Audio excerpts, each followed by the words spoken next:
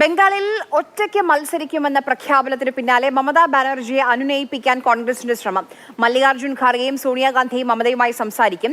രാഹുലും മമതയെ കാണും എന്നാണ് സൂചന. അതേസമയം മമതയ്ക്കെതിരെ രൂക്ഷമായ വിമർശനവുമായി CPM രംഗത്ത് വന്നു. തൃണമൂൽ രൂപീകരിച്ചത് RSSന്റെയും BJPയുടെയും ഉപദേശം സ്വീകരിച്ചാണെന്നും അതിനാൽ തൃണമൂൽ BJPയിൽ ചേർന്നേക്കുമെന്നുമാണ് CPM ബംഗാൾ സംസ്ഥാന സെക്രട്ടറി മുഹമ്മദ് സലീമിന്റെ വിമർശനം വരുന്നത്. അനൂപ് ദാസാണ് ഡൽഹിയിൽ നിന്ന് വിവരങ്ങളുമായി ചേർന്നത്. അനൂപ്, ഈ സീറ്റ് വിഭജനവുമായി ബന്ധപ്പെട്ട വലിയ രീതിയിലുള്ള തർക്കങ്ങൾ അല്ലെങ്കിൽ ഒരു തരത്തിലും യോജിക്കാൻ കഴിയാത്ത സ്ഥിതിയിലേക്ക് വന്നിരുന്നു തൃണമൂലും കോൺഗ്രസും.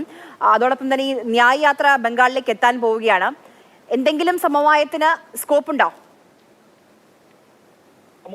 സാധ്യതകളാണ്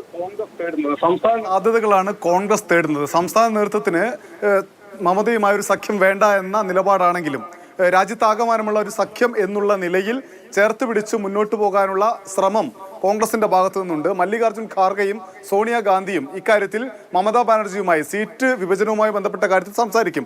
നിലവിൽ നേരത്തെ തന്നെ തൃണമൂൽ കോൺഗ്രസിന്റെ ഇക്കാര്യത്തിൽ നിലപാട് 42 ആകെയുള്ള 42 സീറ്റിൽ 2 സീറ്റ് കോൺഗ്രസിന് നൽകാമെന്നുള്ളതാണ്. കോൺഗ്രസ് ഇപ്പോൾ ജയിച്ചു നിൽക്കുന്ന 2 സിറ്റിംഗ് സീറ്റ്, അതിനധികം സീറ്റ് നൽകാൻ കഴിയില്ല എന്ന മമതയുടെ കടുംപിടുത്തം ഒരു ഭാഗത്ത്. മറുഭാഗത്ത് കോൺഗ്രസ് പറയുന്നത് ഞങ്ങൾക്ക് 6 സീറ്റുകളെങ്കിലും വേണമെന്ന ആവശ്യം. എന്നാൽ 6 പോയിട്ട് 3 പോലും നൽകാൻ മമത തയ്യാറായില്ല എന്നതാണ് ഈ സഖ്യത്തിലൊരു ഭിന്നത ബംഗാളിൽ വരാനുള്ള കാരണം. എന്തായാലും ഒരു 3-4 സീറ്റുകളിലേക്ക് ലഭിക്കുന്ന രീതിയിൽ ഈ വിഷയം പരിഹരിക്കാനുള്ള ശ്രമമാണ് കോൺഗ്രസിന്റെ ദേശീയ നേതൃത്വം എന്നുള്ള നിലയിൽ മല്ലികാർജ്ജുൻ ഖാർഗെയും ഒപ്പം തന്നെ സോണിയാഗാന്ധിയും നടത്തുന്നത്. ഇതിന്റെ കൂടെയാണ് ഇന്നിപ്പോൾ രാഹുൽ ഗാന്ധി കുച്ച്ബിഹാറിൽ, ബംഗാളിലെ ഒരറ്റത്ത് കുച്ച്ബിഹാറിൽ എത്തിയിട്ടുണ്ട്. രാഹുൽ നൽകിയത്.